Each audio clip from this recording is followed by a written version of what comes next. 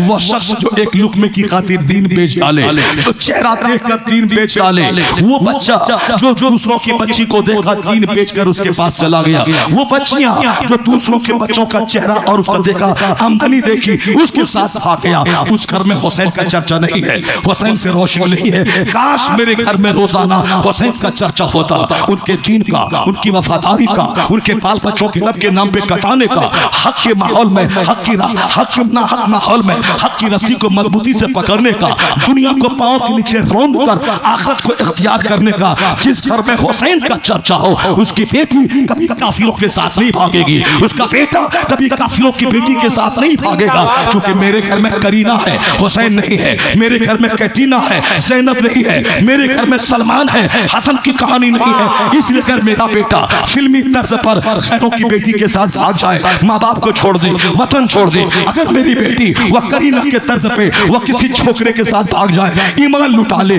जन्नत में आग लगा दे, हमेशा से जहन्नमी बन जाए, काफिरा और मुर्तद हो जाए, 100% कसूर हमारा है कि मेरे घर में टेलीविजन चलता है, 5 घंटे फिल्में चलती हैं, 5 घंटे व्हाट्सएप यूट्यूब पे उन दुनियादारों की कहानी होती है। मेरे बाल बच्चों की तबाही के पीछे मेरे आसाद माहौल का दखल है। अगर रोकना है उस फैमिली का नाम बता दे जिस घर में तिलावत होती है, आलिमों का आना जाना होता है, उसकी कोई बेटी काफिरों के साथ आ गई हो, जिसके यहाँ काफिरों का आना जाता था, जिसके घर में 24 घंटे फिल्में चलती थी, वहां पर्दा का नामो निशान नहीं था, कुरान की तिलावत न होती थी, आलिमों को गाली दी जाती थी, वहां दीन था ही कहा। अगर उसका बच्चा लुट गया, उसकी बच्ची लुट गई, तो तुम बोलता मुसलमान का बच्चा गया, वो मुसलमान था ही कहा। जिस घर में आलिमों का आना जाना हो, कुरान का पढ़ना हो, नेक लोगों की आमद रफ्त हो, हुसैन का चर्चा हो, अल्लाह की कसम क़यामत आ जाएगी, उसका बेटा कभी दीन लुटा के किसी लड़की के पास न जाएगा। अगर वक्त आ जाए हमारी बेटी को कोई कहे कि तुम्हें 1 करोड़ रुपए दूंगा, ईमान लुटा के मेरे पास आ जा, मेरी बेटी चेहरे पर थूक कर बोलेगी, जिंदगी भर कुंवारी रह जाऊंगी, ईमान का सौदा करके शादी नहीं करूंगी।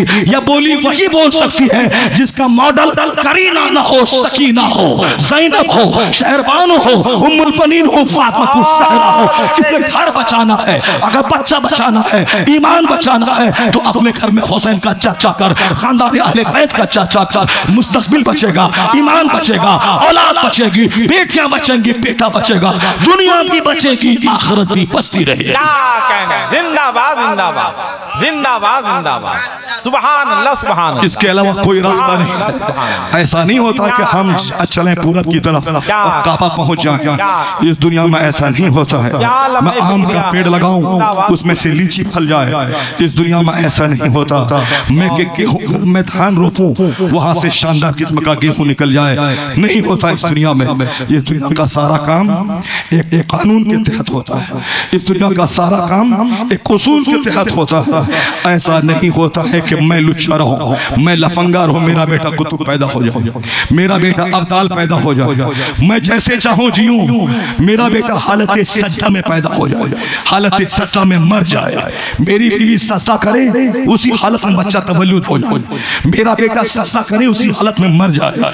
ऐसा नहीं होता है। चौक चौराहे पे घंटों क़ीमत की महफिल सजाने वाला, झूठ ज़बान पे जारी रखने वाला, काफिरों के तर्ज पे अमल करने वाला, बच्चों के बर्थडे पार्टी को काफिरों की तरह मनाने वाला, हजारों रुपए पानी की तरह बहाने वाला, भूल जाता है कि सबसे बड़ा बेटा हसन और हुसैन है मौला अली का।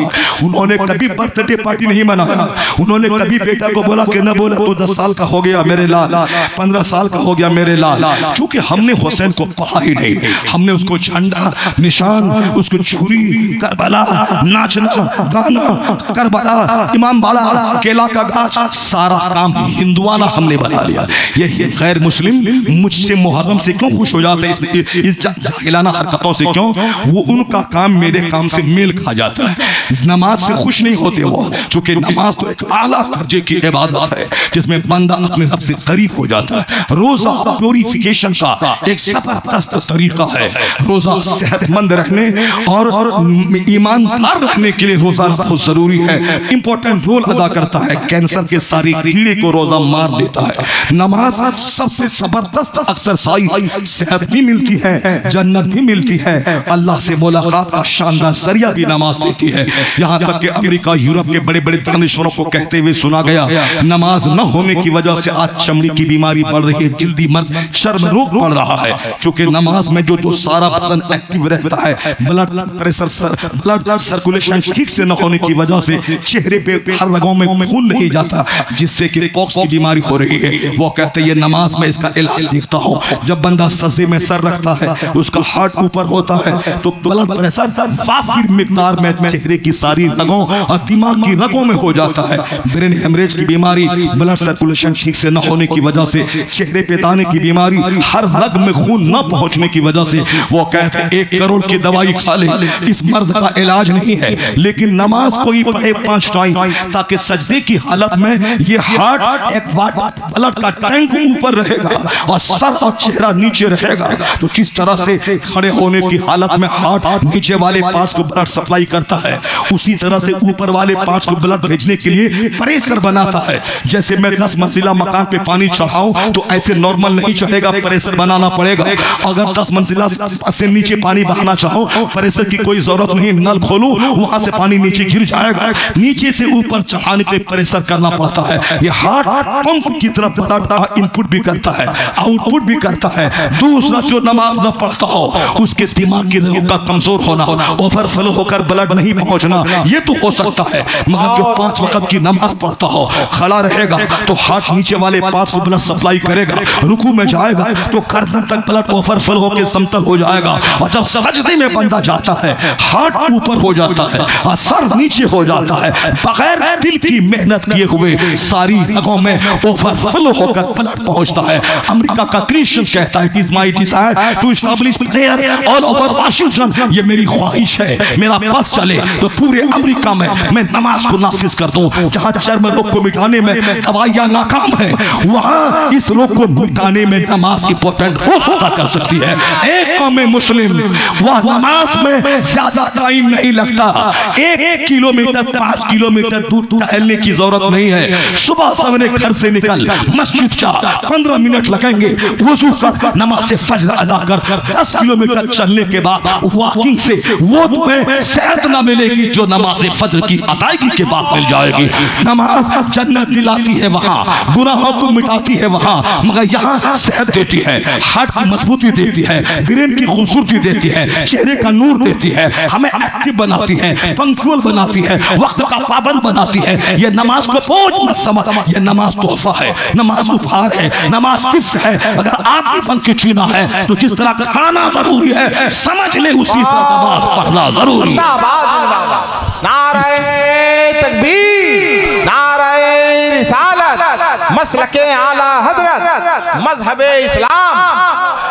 ये दिमाग में बात बैठानी पड़ेगी। नमाज से खुश नहीं होते मुशरिक। जो बात मैं कहने जा रहा हूं तो गौर से सुनिएगा। नमाज से खुश नहीं होते मुशरिक, रोजा से खुश नहीं होते मुशरिक। अगर खुश होता तो मैं रेलवे स्टेशन पे मुसल्ला बिछा के नमाज पढ़ता हूँ। वहाँ पुलिस वाले को खुश होना चाहिए, सामने वाले आदमी को जगह दे देना चाहिए। बहुत अच्छे हिंदू लोग बहुत सारे अच्छे हैं जो वहाँ औरतें हट जाती हैं कि नहीं ये प्रार्थना कर रहा है, ये इबादत कर रहा है, वहाँ से हट जाओ। औरतें अगर नंगे सर रहती हैं तो वो सर पे दुपट्टा डाल लेती हैं। ये पुलिस वाला आके डंडा से कहता है हटो हटो, ये मस्जिद है कि प्लेटफॉर्म है या स्टेशन है कि मस्जिद है, ये नमाज पढ़ने की जगह है कि मुसाफिर के रहने की जगह है। कश्मीर में जम्मू में मैं नमाज पढ़ रहा था, पुलिस वाला आके खड़ा हो गया, जबरदस्ती सलाम फेरने से पहले मजबूरन मुझको वहां से मुसल्ला उठा के जाना पड़ा। यह बोलता रहा कि सर वहां प्रेयर रूम है, वहां जाके नमाज पढ़िए। उसी एयरपोर्ट पे शर्ट पहन के 18 साल की जवान लड़की खड़ी रहती है। सारे लोग घूर घूर के उसको देखते हैं, उसकी टांग देखते हैं, उसका सीना देखते हैं, उसकी गर्दन देखते हैं, उसके गले को देखते हैं। ऑफिसर से लेके चपरासी तक, पुलिस से लेके पुलिस सुपरिंटेंडेंट तक सारे लोग देखते हैं, कोई नहीं बोलता। जहां हजारों लोग हैं, मर्द औरत है, बूढ़े जवान सब लोग हैं। ये जो चच्ची पहन के तुम घूम रही है, उन नौजवानों पे क्या असर पड़ेगा, उन लोगों पे दिल पे क्या असर पड़ेगा? उससे समाज में एक गंदा जहन लोगों को मिलेगा।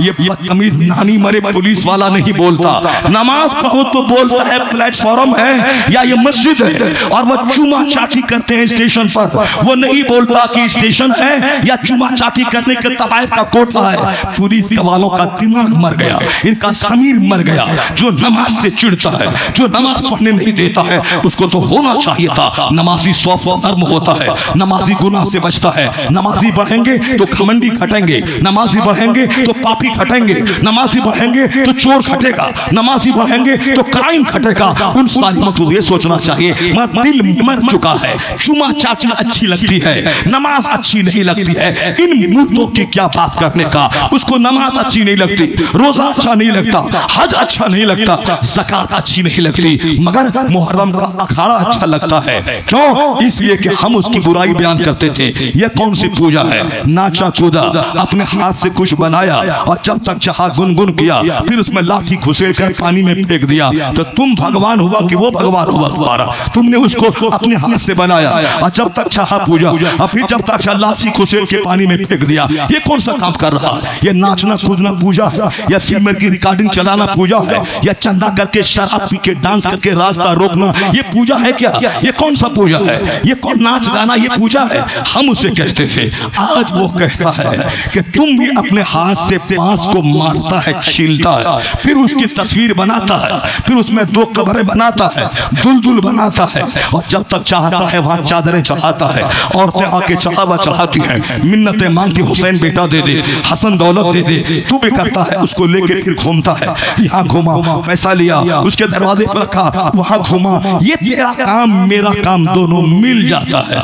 क्योंकि मेरा काम ढोल बजाना, नाचना कूदना, उछलना, उनका भी ढोल बजाना, नाचना कूदना, उछलना, डीजे बजाना। नमाज में तो नहीं, रोजे में तो नहीं, हज ज़कात में तो नहीं, मुहर्रम के अखाड़े में है। इसलिए मुहर्रम के अखाड़े से खुश हो जाता है कि तेरा यह काम मेरे काम से मेल खा गया। तू भी नाचता है, मैं भी नाचता हूँ। तू भी कुछ बनाता है, उसको जाके धकेल देता है पानी में, उसको फेंक देता है, मिट्टी में दफन कर देता है। तेरा काम मेरे काम से मेल खाता है। इसीलिए अखाड़ा पसंद है, डीजे पसंद है, बिंजू पसंद है, ढोल पसंद है, उसे ताशा पसंद है। एक कौम मुस्लिम नमाज जैसी चीज दुनिया को जिस मजहब ने दिया है, उसमें तमाशे की क्या जरूरत है? नाच की क्या जरूरत है? गाने की क्या जरूरत है? उस हुसैन के नाम पे जिसने सारी मुसीबतें उठा दी ताकि शरीयत पे दाग न लगे, शरीयत पे दाग न लगे, शरीयत जख्मी न हो जाए, नमाज रोजे का निज़ाम जख्मी न हो जाए। जो शरीयत बचाया है उसी के नाम पे शरीयत को धूमिल करने का ये हिंदुआना रस्म और रिवाज किसने तुझको बताया? जब वो खुश होता है तो तू भी मुहर्रम की 10 तारीख से पहले या उसके बाद ढोल को पांव से रौंद दे, ये मुरवजा ताज़ियादारी को तोड़ के उसे दफन कर दे, उस पर पेशाब पाखाना कर दे। इसका हुसैन से कोई ताल्लुक नहीं है, इसका हसन से कोई ताल्लुक नहीं है, इसका हिंदुआना रस्म रिवाज से ताल्लुक है, काफिराना रस्म रिवाज से ताल्लुक है, जहालत से ताल्लुक है, शरीयत से कोई ताल्लुक नहीं है। उसको तोड़ दे, उस पर मोड़ दे, उसमें पखाना कर दे। वसीनी वही है जो हुसैन का चर्चा सुनेगा और कसम खाएगा, हुसैन ने सब कुछ लुटाया, दीन बचाया। हम भी कसम खाते हैं, गर्दन कटा देंगे, इस्लाम को जख्मी होता नहीं देखेंगे। ये है हुसैनियत, ये है हुसैनियत। और जिसने भी नरमी इख्तियार की और यहाँ पकड़ने के लिए दिया, आज लोगों ने यहाँ तक पकड़ लिया। आला हजरत ने कहा था, जिस तरह काबा की तस्वीर, जिस तरह गुम्बद खतरा की तस्वीर दीवार में लगा दो बरकत की खातिर, उसी तरह करबला मुअल्ला की तस्वीर कागज में उसको अपने घर में लगा दो। इतना तक तो ठीक है। इसके अलावा जो कुछ भी तराश खराश करके बुलबुल और दुलदुल और तस्वीर तुमने बना दी है, ये जाहिल चीजें हैं, ये नाफिजियत है, ये शियत है, शरीयत नहीं है, कुरान हदीस के मुताबिक ये काम नहीं है। मुरवजा ताज़ियादारी हराम है, नाजायज है, सख्त गुनाह का काम है। आला हजरत ने 100 साल पहले लिखा है, मगर सुन्नी मुसलमानों का दिमाग भी भ्रष्ट हुआ। ये सिर्फ आला हजरत बोलता है, बस्ती बस्ती करिया करिया बोलता है, उसके बाद बोलता है हजरत को सेल्फी लेने दीजिए। मैंने कहा बदतमीज क्यों ताजुश शरिया का नाम लिया तुमने? और तुम फिर बोलता है सेल्फी लेने दीजिए। यानी दिमाग चौपट हो गया। रजा का नाम है, कब्र का तवाफ, कब्र को सजदा है, कब्र पे चादरों की बाढ़ है। आला हजरत ने लिखा है एक चादर अल्लाह के वली की कब्र पे रहे, जब तक वह चादर पुरानी न हो दूसरी चादर न डाले, दूसरी चादरों की बाढ़ न डाले। मगर हमने कब्रों के साथ क्या मामला किया? आला हजरत की बात को ताक पे रख दी। 1000 चादरें चढ़ा के उसको इस्लाम का एक जबरदस्त पार्ट हमने बना दिया। क्या पार्ट बनाया? यानी नमाज उतनी जरूरी नहीं है, चादर पोशी जरूरी है। नजर मानना काम बन गया, चादर चढ़ा देंगे। ये नजर उर्फी है, ये नजर उर्फी है। मेरा काम बन गया तो आपको अदब की शीशी हम दे देंगे। ये नजर उर्फी, नजर हकीकी वो है कि अगर ये मेरा काम बना तो मैं 10 रकात नमाज पढ़ूंगा, मैं 10,000 खैरात करूंगा, मैं 10 दिन का रोजा रखूंगा, मैं 5 दिन का एहतिकाफ मस्जिद में करूंगा। ये नजर हकीकी है। नजर हकीकी का मतलब जो इबादत के कबीले से हो। इबादत में नमाज है, इबादत में तिलावत है, इबादत में रोजा है, इबादत में एहतिकाफ है, इबादत में सदका तो खैरात है। तो नजर वो जो इबादत के कबीले से हो। चादर चढ़ाना कोई इबादत के कबील से नहीं है, फूल चढ़ाना ये इबादत के कबील से नहीं है। ये मुर्गा लेके जाके मज़ारात पे जाके वहां मुर्गा काटना, वहीं जाके खून बहाना, वहीं खाना बनाना, ये इबादत की कबील में से नहीं है। सदका तो खैरात है इबादत की कबील में से। सैयद हुसैन बीमार पड़ गए, सैयदा फातिमा ने नजर मारी मेरा बेटा अच्छा हुआ तो मैं 3 रोजे रखूंगी। मौला अली ने भी नजर मारा, कनीज़ खिज़ा ने भी नजर मारी। हुसैन अच्छे हो गए, उन्होंने 3 रोजे रखना शुरू किया। पहला रोजा है यहूदी के यहाँ से जो कर्ज लेके आए हैं उसका आटा बना के रोटी तैयार करके सामने बैठे हैं। आवाज भी एक मिस्कीन ने, ए नबी के घर वालों, मिस्कीन दरवाजे पे है, भूखा है, उसे दिला दे। सारी रोटियां उठा के मिस्कीन को दे दी गई। ये नबी के घर वाले हमारे लिए मॉडल है। हम गर्दन तक खाते हैं तब खैरात का ख्याल आता है, और वहां भूखे हैं मगर पहले गरीबों का ख्याल, बाद में अपना ख्याल। पानी पिया इबादत चालू है। दूसरे दिन बैठे हैं, एक यतीम आ गया, नबी के घर वालों यतीम भूखा है दे दे। दूसरे दिन भी सारी रोटियां उठा के दे दी गई। पानी पी के इफ्तार, पानी से सहरी चालू है, रोजा तीसरा। तीसरे दिन बैठे, सामने एक कैदी आ गया, ए नबी के घर वाले, कैदी दरवाजे पर खड़ा है, भूखा है, इसे दे दे। तीनों दिन यतीम मिस्कीन, आखिरी दिन कैदी को सारी रोटियां उठा के दे दी गई। जिब्राइल अमीन कुरान पाक की आयतों को लेके आ गए। युतइमुना ताम अला हुब्बिही यतीमों व मिस्कीनों व असीरा।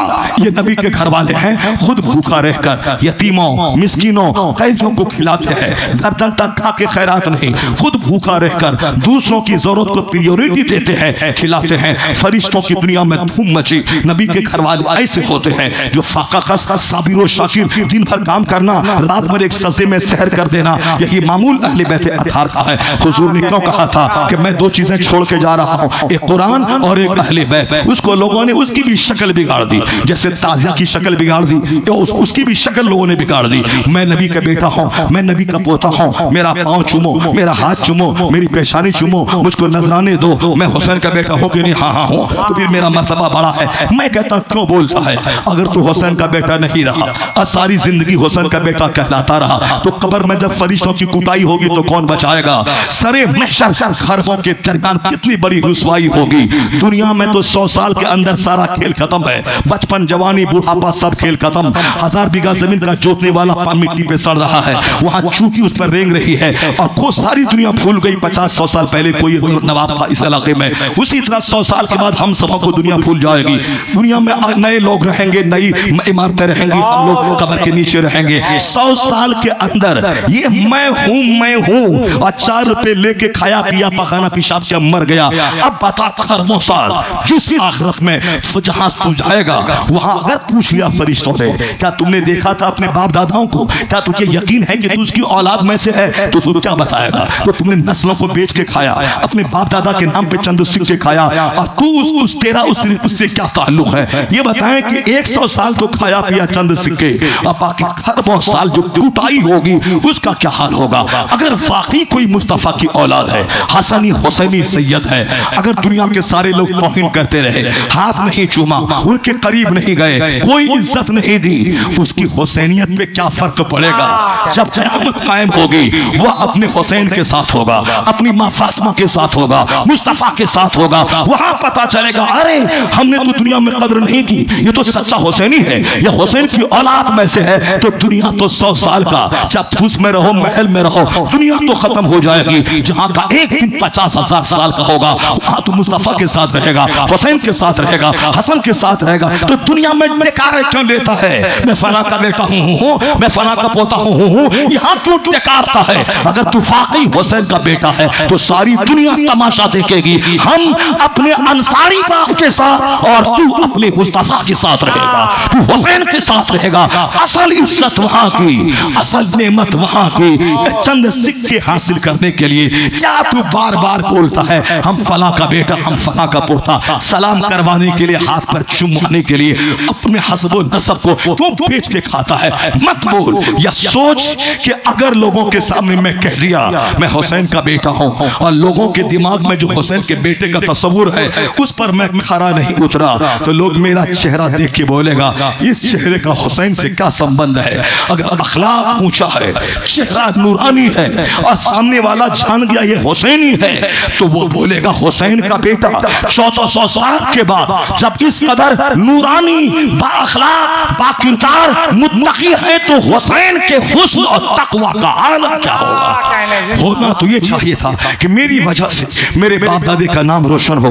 यहाँ तो गुजरात का सारा कलवा अपने आप को सैयद कहलाता है, महाराष्ट्र का सारा कलवा अपने आप को सैयद कहलाता है। क्यों? सैयद के नाम को तू बेच के खाता है। लोगों के दिमाग में तस्वुर है सैयद के बदन में मुस्तफा का खून है। जब मुस्तफा का खून होगा उसका चेहरा नूरानी, उसकी सुबह शाम नूरानी, उसका अखलाक नूरानी, उसका किरदार नूरानी। जो इस छवि को धूमिल करना चाहता है, चुप रह, मत बोल कि मैं फला हूं, मैं फला हूं। अगर तू सच में वही है, क़यामत के दिन तेरी इज्जत तो तेरे हाथ से नहीं गई है। सुनो हुसैन आज़म की औलाद के बारे में जो मुस्तफा ने कहा कि कुरान और अहले बैत, या दो चीजें छोड़ के जा रहा हूं, इसको मजबूती से पकड़ेगा तो गुमराह ना होगा। इसको भी लोगों ने ताजियादारी की तरह अहले बैत की मोहब्बत की शक्ल बिगाड़ दी।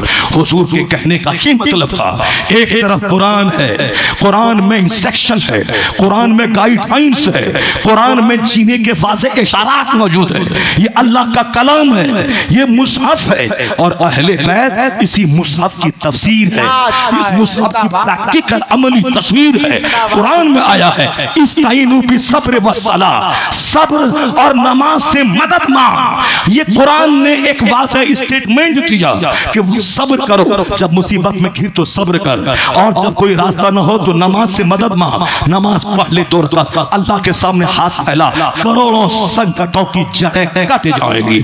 मुसीबतों के हल के लिए हम आमिर के पास जाते हैं, किसी झूठे के पास जाके 50,000 देते हैं, किसी बोझा के पास जाते हैं, किसी डॉक्टर के पास जाते हैं। अल्लाह क्या कहता है कि तू नमाज से मदद मांग, तू अल्लाह के जिक्र से मदद मांग, सब्र से मदद मांग।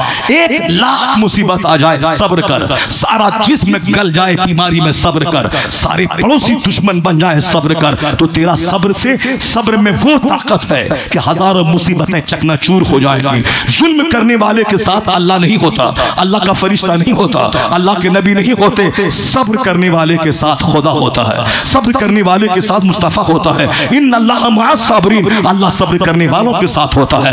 करबला से सब्र सीख अपने घर में, जब बीवी बेवफा हो जाए सब्र कर, औलाद बागी हो जाए सब्र कर, पड़ोसी मुखालिफ हो जाए सब्र कर, जब हर तरफ अहबाब रिश्तेदार समाज के साथ ही दुश्मनी करने लगे, नमाज को बुरा समझे, मेरे तकवा का मजाक उड़ाए, मुझको सूफी कह के गाली दें, सब्र कर, सब्र कर। साबिर के साथ खुदा होता है, साबिर के साथ मुस्तफा होते हैं, साबिर की इज्जत में इजाफा होता है। मुस्तफा कहते हैं तू हक पर रह, जो जुल्मन सताया जाता है, हक पर रहने के बावजूद जो सताया जाता है, मुस्तफा कसम खा के कहते हैं अल्लाह की कसम, अल्लाह उसकी इज्जत को बढ़ा देता है जो जुल्मन सताया जाता है। हम बोलते हैं अरे हजरत का शरीफों का जमाना नहीं रहा, शरीफों का दौर नहीं रहा।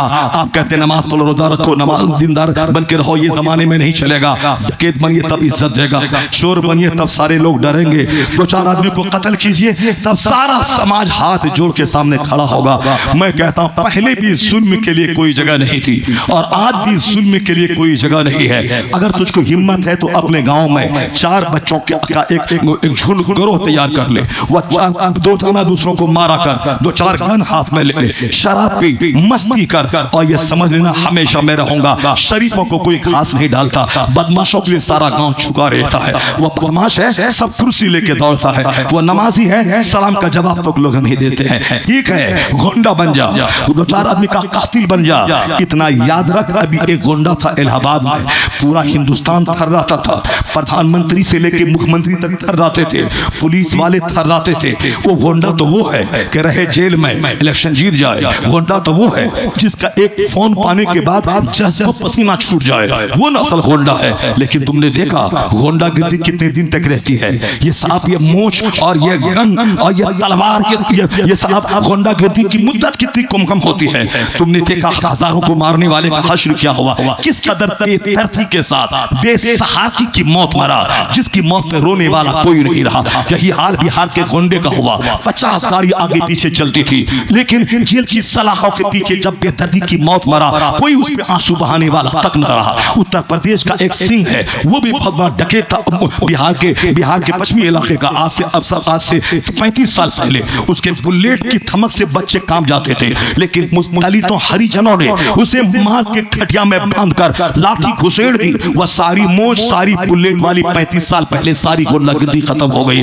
वक्ती तौर पर 2-4-10 दिन के लिए अच्छा लगता है कि वो झुक गया, वो सलाम किया, वो डर गया, मगर जुल्म का अंजाम तबाही है, गुंडागर्दी का अंजाम बर्बादी है।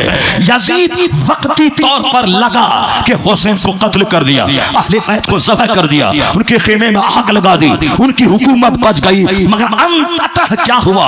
अंजाम यही रहा, न यजीद का वो सितम रहा, न वो जुल्म इब्ने ज़ियाद का, जो रहा तो नात हुसैन का, जिसे जिंदा रखती है करबला। हुसैन जिंदा है, हुसैन के मज़ार का गुंबद जिंदा है, 72 शोहदा की कब्रें जिंदा है, उनकी फातिहा जिंदा है, करोड़ों आदमी की हाजिरी जिंदा है, उनका नाम जिंदा है। मिंबर में हुसैन जिंदा, मेहराब में हुसैन जिंदा, जलसे में हुसैन जिंदा, दरसगाहों में हुसैन जिंदा, यहाँ तक कि अमेरिका की हार्वर्ड में हुसैन, कैम्ब्रिज में हुसैन, ऑक्सफोर्ड में हुसैन, जेएनयू में हुसैन, नरेंद्र मोदी की जबान पे हुसैन, अखिलेश की जबान पे हुसैन, जो बाइडन की जबान पे हुसैन। लोग कहते हैं ये मुसलमानों के शहीद आजम नहीं, ये मानवता के शहीद आजम है, ये ह्यूमैनिटी के शहीद आजम है, इंसानियत के शहीद आजम है। तो सब्र जिंदा है और जुल्म मर गया। इसमें है मेरे लाल, चाहे तू 1000 जुल्म करे, अत्याचार करे, अल्लाह है। जुल्म का अंजाम तबाही है, सब्र का अंजाम सुरखुरी है।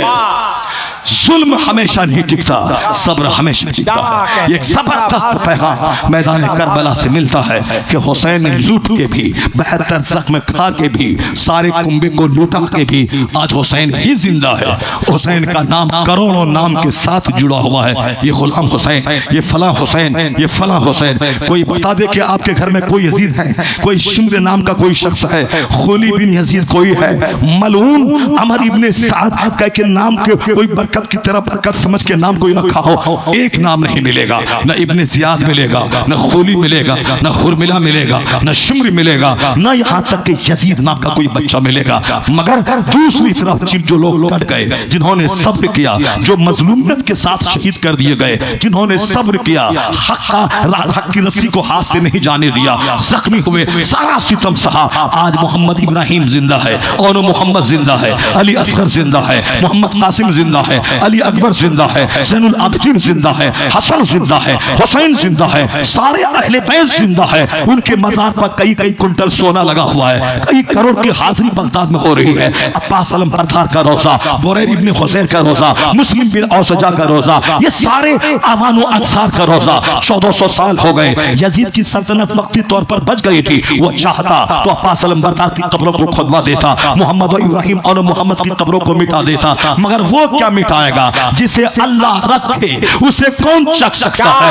वो यजीद ही मिट गए, यजीद के हवारियीन मिट गए, शिम्र मिट गया, इब्ने जियाद बुरी तरह काटा गया, हुरमिला बुरी तरह काट के कुत्तों के हवाले कर दिया गया। अमर इब्ने साद को उनके जवान बेटों के सामने मुख्तार के सिपाही ने ज़ब्ह कर डाला, उसकी लाश को जला दिया। जितने लोग करबला में गए थे, 22,000 का कमांडर अमर इब्ने साद था, उसको उसके जवान बेटों को मुख्तार के सिपाही ने काट के आग में डाल दिया। अब्दुल्ला इब्न जियाद सिपाही लेके भागा फरात के किनारे, उसे मुख्तार के सिपाहियों ने पकड़ा, उसे फरात के किनारे बेदर्दी के साथ जलील करके उसको काटा, यहाँ तक के तरबार सजाकर जब इब्न जियाद की लाश उसके कटे हुए सर को रखा, तिरमिजी की हदीस के मुताबिक एक सांप नमूदार हुआ अजदहा जो उसके नाक से घुसा, मुंह से निकल गया, फिर घुसा, फिर निकल गया, फिर घुसा, अंदर ही रह गया। ये सारे लोग देख चुके। वो वहाबी नजदी दियोबंदी जो हुसैन की शहादत को कहते हैं इक्तदार की जंग, हुकूमत की जंग, उसे जन्नती नहीं मानते, इक्तदार से उसे जोड़ते हैं, शहादत का रंग धूमिल करना चाहते। बदतमीज, तिरमिजी की हदीस में आया है इब्ने जियाद पे जो अजाब अल्लाह ने मुसल्लत किया अजदहा सांप का, इससे भी तो आंख तेरी खोले। यह लोग हक पर थे, हुसैन हक पर, हुसैनी हक पर, उनके अहवान व अंसार हक पर। हुजूर ने कई मौके से 40 से ज्यादा हदीस मौजूद है जिसमें सरकार ने कहा है हसन हुसैन से मैं मोहब्बत करता हूं, तू भी उससे मोहब्बत कर। ए अल्लाह, उससे मोहब्बत कर जो हसनैन से मोहब्बत करते हैं। हुसैन को कांधे पे बिठाते और कहते ए अल्लाह मैं इससे मोहब्बत करता हूं, तू भी इससे मोहब्बत कर। मुसलमानों से कहते थे तू भी इससे मोहब्बत कर। दोनों को सजदा की हालत में पुश्त पे हुसैन बैठ जाते, मुस्तफा सजदा दराज करते। सलाम फिरने के बाद लोग कहते हुजूर नवासे पुश्त पर बैठ गए जिनकी खातिर सजदा को दराज कर दिया गया, हुजूर क्यों नहीं आप उठ गए? तो सरकार ने कहा वो अपनी मर्जी से उतरता तब मैं सर उठाता, हुसैन को तकलीफ नहीं पहुंचाना चाहता।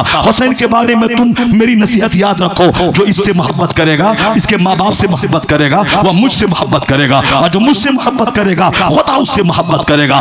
दर्जनों जगहों पे हसनैन की मोहब्बत का पैगाम। और हुजूर ने कहा हसन हुसैन जन्नती नौजवानों के सरदार का नाम है। ये जालिम बोलता है इख्तियार के लिए गया था। जो हुसैन मुस्तफा के लुआब कहन को पेट में डालकर दीन सीखा था, हुसैन के सामने कुरान नासिल हुआ था, मुस्तफा को हालत सस्ता में देखा था। दूसरे लोग 1400 साल के बाद कुरान पढ़ के दीन सीखते हैं, हुसैन तो कुरान नासिल होने वाली मुस्तफा को देख के दीन सीखा था, मुस्तफा के सजदे से दीन सीखा था। क़यामत तक के करोड़ों लोगों का सजदा एक तरफ, हुसैन का आखिरी सजदा एक तरफ, क्योंकि उसको सवारा था मुस्तफा ने, निखारा था मुस्तफा ने, कभी सीने से लगाकर, कभी लुआब तहन डालकर, कभी होंठ चोसकर, कभी पेशानी को बोसा देकर, कभी सजदा दराज करके, कभी सीने से लगाकर, कभी पेशानी को चूमकर अपने बेटे को कुर्बान करके हुसैन को सींचा था। लोग कहते थे यह हद दर्जे का प्यार है, यह बहुत दर्जे की मोहब्बत है। लोगों ने देखा नाना नवासे को मोहब्बत कर रहा है, लेकिन आखिर उम्र में जब देखा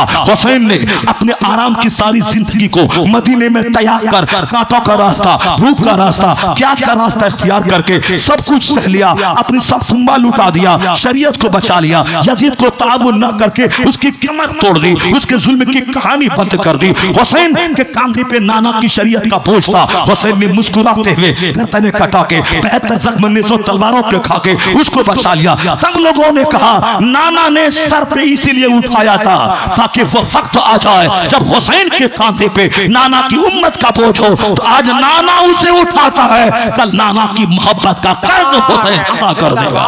तो हुसैन ने कर्ज अदा करके बता दिया। नवाज नाना ने जो प्यार दिया था, एक बड़ी खिदमत के लिए नाना ने नवासे को तैयार किया था।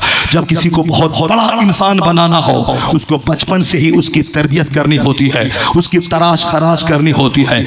अचानक कोई वली नहीं बनता, अचानक कोई प्रोफेसर नहीं बनता, अचानक कोई IAS ऑफिसर नहीं बनता।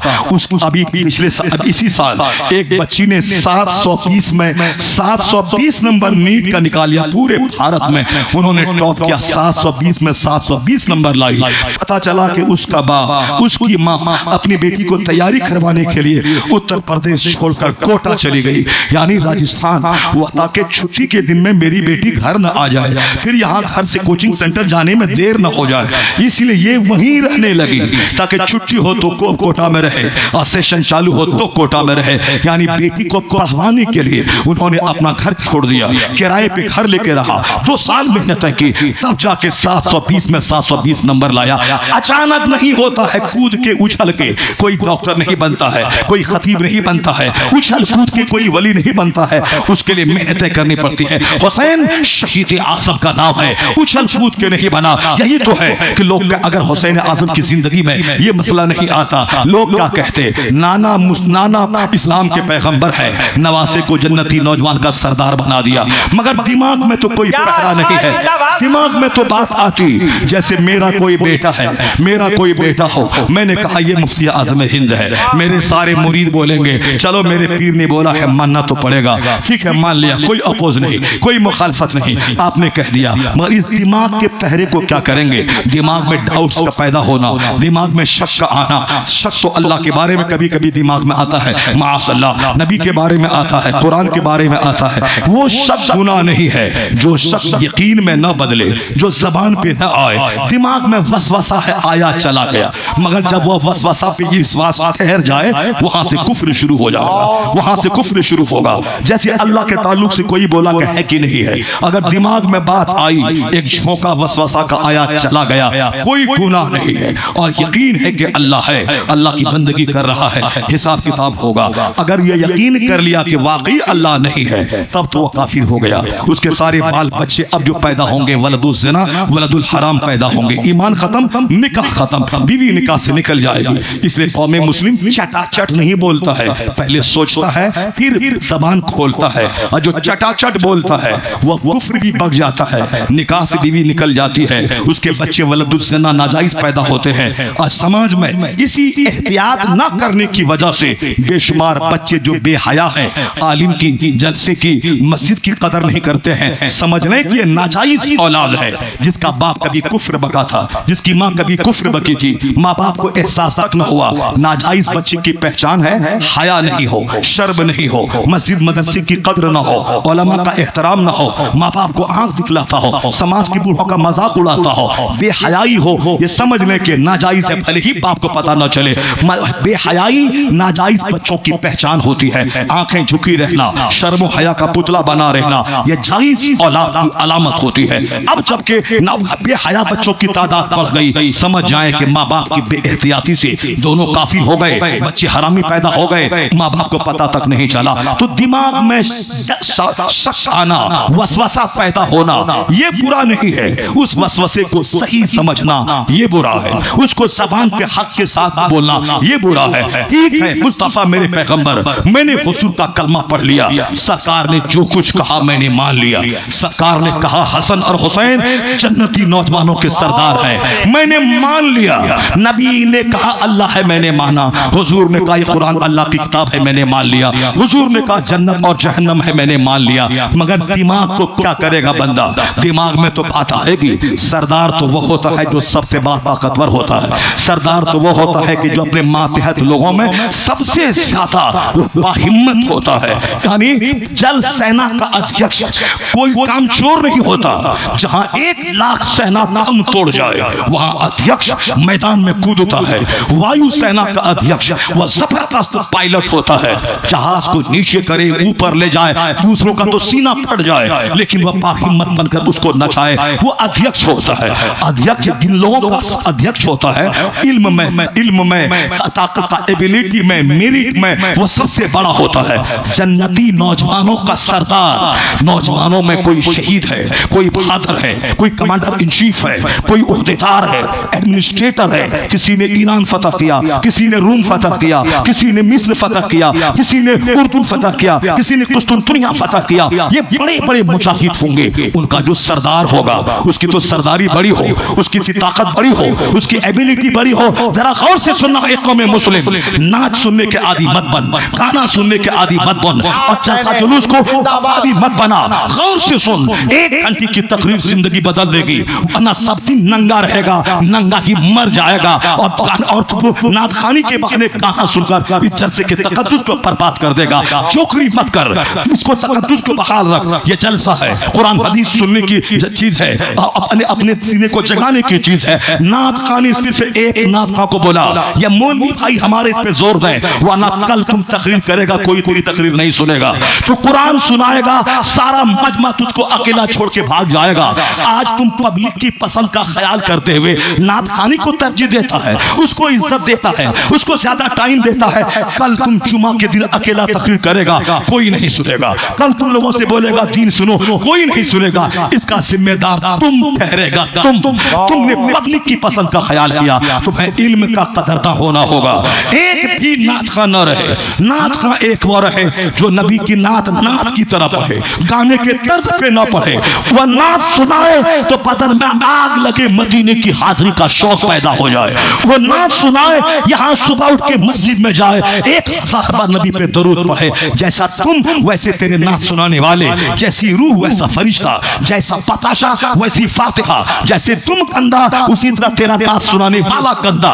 ये भी बेनमाजी, ये भी मंडोले टंडोले, ये भी गाना के तर्ज पे बोलने वाला, और तुमने उसका हाथ चूमा, उनको प्रमोट किया, उनको तरजीह दी, उनको इज्जत दिया, ज्यादा नजराने दिए, उनके आगे पीछे चला, तो तेरा बेटा कोई आलिम नहीं बनेगा, कोई कुरान हदीस नहीं पढ़ेगा। वो बोलेगा जब इसी जहालत में इज्जत है तो कौन 20 साल तक दिमाग जला के आलिम बनेगा। इल्म दुनिया से उठ जाएगा। अभी जमीन जिंदा है तो आलिम की कद्र कर, अभी जमीन जिंदा है तो तकरीर की कद्र कर, अभी जमीन जिंदा है तो नेकों की महफिल की कद्र कर। सबसे पहले मौलाना अपनी कद्र करे। अगर ये अपनी कद्र नहीं करेंगे, इनकी कद्र करने वाला कोई नहीं रहेगा। आज पब्लिक की पसंद में जम जलसा जमाने के लिए उनकी पसंद का ख्याल करेंगे, कल जलसा करने वाला कोई नहीं रहेगा। लोग बोलेगा नात क्यों सुनना, जहां हारमोनियम हो, हारमोनियम में भी तो नात है, कव्वाल भी तो अल्लाह की बात बोलता है, नबी की तारीफ करता है, हुसैन की शहादत बयान करता है। यह खाली खोली नात में बेहतर वो है, तो नात खानी भी खत्म हो जाएगी, कव्वाली जगह लेगी, तो फिर मर्द से सुनना अच्छा नहीं लगेगा, औरत भी आएगी। औरत भी तो हुसैन बोलती है, औरत भी तो करबला बोलती है, औरत भी तो कुरान हदीस की तर्ज पे अल्लाह की हम्द और नबी की नात पढ़ती है। तो फिर क्या होगा, जब वो सुनने लगेगा तब हारमोनियम, तो बोलेगा ये भी अब अच्छा नहीं लगता। अब वो बम्बई की फिल्म आ जाए, थोड़ा नाचे कूदे, वो भी तो फिल्म में नाच कूद करके कोई अच्छी बात बोलता है, इस स्टेज पर नचनिया आ जाएगी, नाचने वाला आ जाएगा, यहाँ पकड़ने देगा, यहाँ तक लोग पकड़ लेंगे। कागज की बात बोली थी, लोगों ने दुलदुल बनाना शुरू कर दिया, लोगों ने घोड़ा बनाना शुरू कर दिया।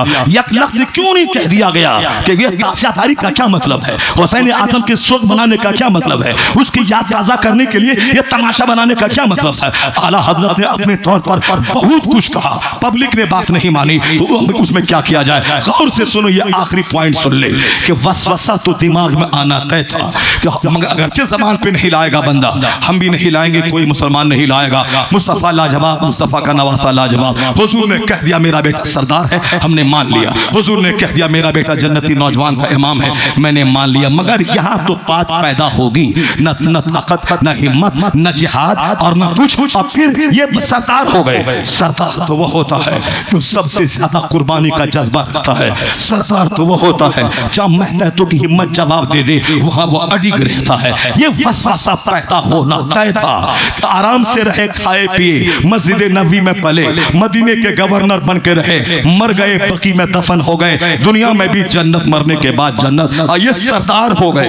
ये बात दिमाग में तो आएगी। चलिए मुस्तफा है, मुस्तफा का शहजादा है, हुजूर ने कह दिया सरदार, तो हमने मान लिया। मगर दिमाग में बात तो आएगी। उस वसवसे को दूर करने के लिए जो सरदार होगा, उसका हर काम सरदाराना होगा। वह जहां हजारों करोड़ों आदमी की हिम्मत जवाब दे दे, वहां सरदार अडिग रहे। मदीने में दो ऑप्शन था। यजीद जब बादशाह बना, उसके लिए सबसे बड़ी रुकावट हुसैन थे। हुसैन ही टोकते उसको, ये हराम है, ये हलाल है, ये जायज है, ये नाजायज है। हुसैन अगर नहीं रहे या हुसैन हिमायत कर दे तो कोई टोकने वाला नहीं रहेगा। यजीद शराब पिए, ज़िना करे, चोरी करे, शादी करे, 50-100, कोई नहीं बोलेगा। वो तो हुसैन है जो हक बोलेगा, हर मौके पे टोकेगा और सालिम की हिमायत नहीं करेगा। और जिस दिन हुसैन अंगड़ाई लिया तो तलवार के बल पे लोगों की गर्दन तो मेरे पास है, लोगों का दिल हुसैन के पास है। और जिस दिन वह उठ गए, सारा कूफा उसका होगा, दमिश्क उसका होगा, अरब उसका होगा। इसलिए हुसैन को कत्ल नहीं करना चाहता था, वो चाहता था हुसैन सपोर्ट कर दे, हुसैन मुझको मान ले। हाँ, तुझको मैंने बादशाह मान लिया। पहला ऑप्शन था हुसैन मुझको मान ले, नहीं मानेगा तो बाद में कत्ल कर दिया जाएगा, सामने से हटाने के लिए। अब हुसैन के सामने दो ऑप्शन था। एक ऑप्शन था यजीद की हाँ में हाँ मिला दे, ठीक है, जैसे तैसे तुझको जीना है जी ले, मैंने तुझको सपोर्ट कर दिया, मदीने की गवर्नरी मुझको दे दे, और 2 लाख दिरहम हर महीने देना। यजीद कूद के दे देता। हुसैन मुझको मान लिया तो वो मदीने का गवर्नर बना दिया, और 2 लाख हर महीने दिरहम उनके पास पहुंचता रहेगा। हुसैन आजम खाते पीते, मस्जिद नबी की इमामत करते, मदीने वाले हाथ पांव चूमते रहते। जब आज सैयद 1400 साल के बाद मैं हाथ पांव चूमता हूँ, खुद तो वह हुसैन वहां है, सारा मदीना हाथ पांव चूमता। और इसी हालत में मर गए होते, 1 लाख का मजमा जनाजे में जमा होता, माँ के पड़ोस में दफन हो जाते। यहाँ की भी सरदारी, वहां की भी सरदारी। एक रास्ता ये था, और दूसरा इस रास्ते में अपना आराम था, बाल बच्चों का आराम था। मगर दो इस्लाम और शरीयत खतरे में थी। जालिम को जब कोई नहीं टोकेगा तो खिलाफत राशिदा जिस नहज पे थी, कुरान हदीस की बातों की को आगे बढ़ाना, उसको तो चरमरा देता यजीद। नज़ामे नमाज, नज़ामे ज़कात, नज़ामे आसान व जमा, ये सारा निज़ाम चरमरा जाता। जाता, यानी यहूदो नसारा का कल्चर आ जाता। अगर कयामत में कल पूछता नाना ये प्यार का कर्ज यही चुकाया, तुमने अपना आराम से खाया पिया और मर गए और उम्मत को बेसहारा छोड़ गए, उसका जवाब हुसैन क्या देता? तो हुसैन के सामने दूसरा ऑप्शन था, यजीद की बैत का इनकार कर जाना और फिर नतीजे में भूख सहना, प्यास सहना, शटल मैदान में जाना, बाल बच्चों को तकलीफ में डालना। हुसैन आजम ने वक्ती आराम को ठोकर मार दी और दायमी आराम और दायमी इस्लाम के काम करने के लिए वक्ती मुसीबत का रास्ता इख्तियार कर लिया। वह जानते थे कि इस रास्ते में कत्ल होना है, इस रास्ते में बाल बच्चे की बर्बादी है, इस रास्ते में दुनियावी ख्वाहिशात का त्यागना है, इन रास्तों में सिर्फ कत्ल ही कत्ल है, जख्म ही जख्म है, तबाही ही तबाही है, मगर उम्मत मुस्लिमा की आबादी का सामान है। हुसैन कत्ल होंगे, यजीद का सीना हिल जाएगा, यजीद टूट जाएगा, यजीद का हौसला कमजोर हो जाएगा, यजीद का मंसूबा पूरा नहीं होगा। इसलिए हुसैन ने कहा कि मैं यजीद को सपोर्ट नहीं करूंगा। यजीद ने कहा कैसे नहीं सपोर्ट करेगा? 22,000 की तलवार चमकेगी, हुसैन को झुकना होगा, बाल बच्चे प्यास से तड़पेंगे, हुसैन को झुकना होगा, वरना 82 अफराद, कहा 22,000 की तलवार, 82 अफराद में औरतें भी है, बच्चे भी है, खवातीन है, बीमार भी है, उसको सर करने के लिए 500 आदमी काफी था। लेकिन 22,000 की फौज की क्या जरूरत थी? पहले कत्ल नहीं करना चाहता था, ये यजीदी चाहते थे हुसैन तीर अंदाज को देख के सहम जाए, ये डर जाए, यजीद की बैत ले ले ताकि उबैदुल्लाह इब्न ज़ियाद सुरखरू हो जाए, मैंने हुसैन को झुका दिया। हुसैन ने यजीद के बादशाह को तस्लीम कर लिया, ये फर्स्ट एंड फॉरमोस्ट प्रायोरिटी उसकी थी। हुसैन आज़म ने ठान लिया, मैंने मदीने के आराम को त्यागा है, मैंने मदीने की बहारों को छोड़ा है, मैंने मक्के की बहार को छोड़ा है, मैंने जानबूझकर इस मुसीबत की राह को इख्तियार किया है ताकि सारा सितम गवारा है, मुस्तफा की शरीयत पे दाग आए, आंच आए, ये मुझको गवारा नहीं है। मैं नहीं बेचूंगा जमीन, मैं नहीं दूंगा हार। कहा कैसे नहीं दोगे? बच्चे कटेंगे, झुकना पड़ेगा, बाल बच्चे भूखे रहेंगे, झुकना पड़ेगा। यही दो नजरियाती जंग मैदान करबला में थी। इसके अलावा जो भी नमक मिर्च लगाकर हाय सकीना हाय ज़ैनब बोला है, वह इस कहानी को तोड़ मरोड़ कर बयान किया है। आला हजरत के मसलक में यही बात है। हुसैन आज़म ने यह दुनिया तो एक बुलबुला है, आज है कल खत्म, ये दुनिया एक चिंगारी है, भड़की बुझ गई, आखिरत दायमी चीज है। हुसैन ने कयामत तक के मुसलमानों को बताया, जब दीन खतरे में पड़ जाए उस वक्त में दीन को बचाना तेरी सबसे बड़ी जिम्मेदारी है। दुनिया को त्याग देना, आखिरत को बचा लेना, जालिमों की परवाह मत करना, ये तुझको काटेगा। शेर की एक दिन की जिंदगी गीदड़ों की 1000 साल की जिंदगी से बेहतर है। हुसैन आज़म ने यह बताया, सिर्फ बोला नहीं, भाषण नहीं दिया, तकरीर नहीं की, प्रैक्टिकल में हुसैन आज़म ने कह के बता दिया। अब करबला मोहल्ला में 22,000 तलवार है, 700 तीर अंदाज है जो पहरा बिठाया है, नदी पे पहरा है, एक कतरा पानी अंदर न जाए, यहाँ ताकि हुसैन डर जाए। जंग शुरू हुई, नौजवान शहीद होते गए, हुसैन का हौसला बढ़ता गया, अवान शहीद हुए, हुसैन का हौसला बढ़ता गया, अली अकबर शहीद हुए, आंख में आंसू के कतरे नहीं आए। वो सिमरन ने सोचा अब यजीद हुसैन झुक जाएगा, जवान बेटा झुक मरा, अब ये झुक जाएगा, दूध पीता अली असगर शहीद हुआ, अब ये झुक जाएगा। उधर शहादत बढ़ती चली गई, हुसैन का आज़म पुख्ता होता चला गया, यहाँ तक कि आखिर में 72 जख्म नेज़ों के तलवारों के सहने के बाद हुसैन ने सर अक़दस को सजदे में रखा और जान जाने आखिरी के हवाले कर दी। हाथ नहीं दिया, उसूल का खून नहीं किया, यजीद हाथ मल के रह गया,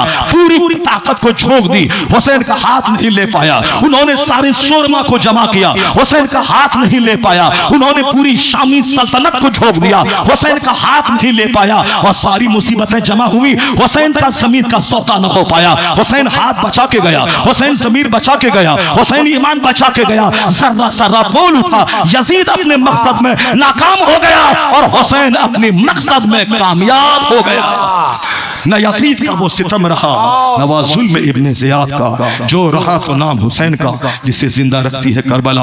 मैदान कयामत में जब हुसैन आज़म खून में लथपथ अपने शुहदा के साथ जब मैदान महशर में आएंगे, तो वहां जो वसवसा दिमाग में था कि सरदारी कैसे मिल गई, हर तरफ से आवाज बुलंद होगी, हुसैन करबला में जाना, दुनिया की ताकत से टकरा जाना, अपने आप को लहूलुहान कर देना, तुम्हें जन्नत की सरदारी मुबारक हो। सरदार हो तो ऐसा, योद्धा हो तो ऐसा, फाइटर हो तो ऐसा, तो हुसैन आजम खून में लथपथ बता जाएंगे। सिर्फ नाना के कह देने से कि नवासे को सरदारी मिल गई, नाना ने कहा, नवासा ने वैसा करके दिखा दिया। इसलिए सिर्फ हुसैन आजम की सरदारी मुबारक हो, जन्नत के नौजवानों की इमामत मुबारक हो, ताकि सारे वसवसों की जड़ें कट जाएं, सारे वसवसों की जड़ें कट जाएं।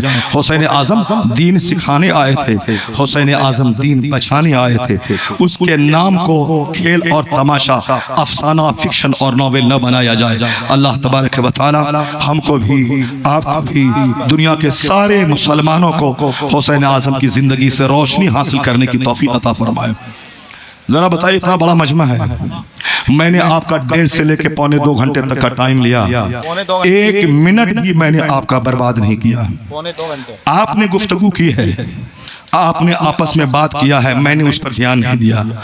आपने सोचा है कि जल्दी खत्म करें ताकि अजमत भाई आए और रात गुजरने वाली है, सुने और मजा ले लें। आपके लोगों ने सुना है, मगर मैंने अपने तौर पर यह बताने की कोशिश की है कि ना सुनिए, मगर तकरीर से जिंदगी रोशन होती है, दिमाग के शुबहात दूर होते हैं। सारे आलिमों की जिम्मेदारी है कि आज से 50 साल पहले अल्लामा अब्दुल कादरी कायदे मिल्लत 5-5 दिन की कॉन्फ्रेंस करवाते थे।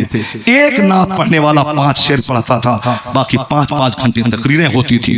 पहले मुशायरा नहीं होता था, इसलिए हमारे बच्चे आज बेचैन उतावला है कि जल्दी तकरीर खत्म होगी। तो 2-4 पॉइंट और मेरे पास था, वो ऐसा पॉइंट था जो सीने को हिला जाता था, जो आंखों में आंसू के कतरे ला देता था, और हमेशा के लिए दुनिया की मोहब्बत को सीने से निकाल के हुसैन आजम की कुर्बानी का महत्व समझते।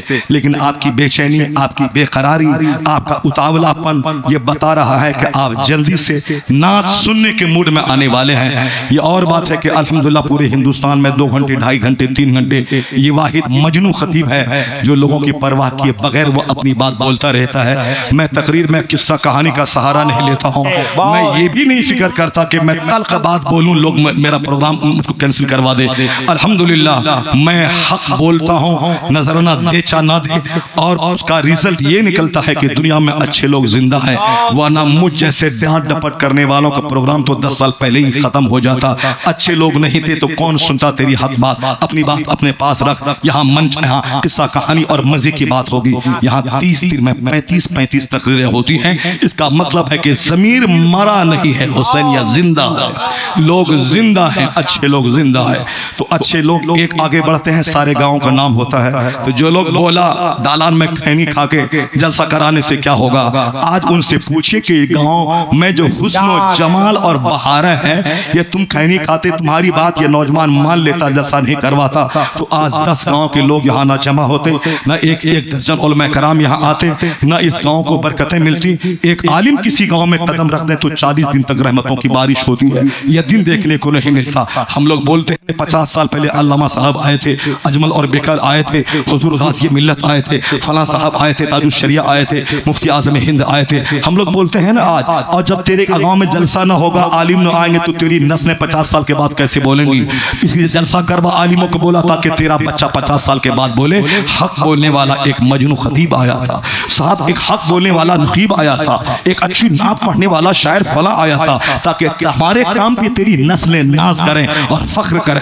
हुसैन ने अकेले सब कुछ कुर्बान किया, आज हमें उनकी शहादत पे नाज है, सारे मुसलमानों को उनकी कुर्बानी पे नाज है, हमें उनकी शहादत पे नाज है। मुहर्रम की 10 तारीख को हम रोते नहीं, हम फख्र से सीना चौड़ा करते हैं। मेरा इमाम ऐसा लाजवाब, मेरा बहादुर ऐसा लाजवाब, मेरा शहीद ऐसा लाजवाब, जो काम करोड़ों नौजवान न कर सके वो काम तन्हा हुसैन करके दिखा दिया। तो हुसैन का नाम बहादुरी की अलामत है, उससे सीना पुख्ता होता है, हौसला जवान होता है, रोने से बुज़दिली आती है, जिक्र हुसैन से हौसला मंदी का जज्बा पैदा होता है। इसलिए हुसैन आज़म का नाम सुनते रहिए, जिंदगी को रोशन करते रहिए और जलसा जुलूस करवाते रहिए, ताकि हुसैन के नाम की बरकत भी मिले और हुसैन के चर्चा की भी बरकत आने वाली नस्लों को मिलती रहे।